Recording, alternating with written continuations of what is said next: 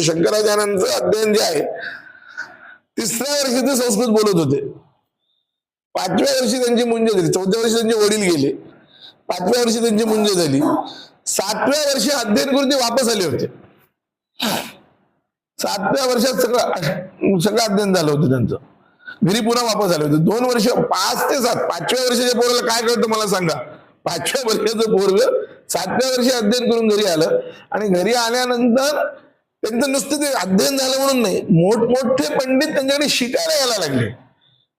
गुरुजी म्हणजे 7 वर्षाचे, शिकवायला कोण? शिकायला मोठमोठे माणसं. आचार्य सगळ्यांना सगळी वेगवेगळी भाषा सांगत असत. आश्चर्य आहे आचार्यांचं की आचार्यांची ही कीर्ती ऐकून ज्यावेळेस त्या देशाचा राजा, केरळचा राजा आला, तोही साहित्यिक होता, त्यानं ती नाटकं लिहिली होती. तर ती नाटकं त्यांना आणून दाखवली. त्यांना ते आचार्यांचा सत्कार वगैरे करण्याची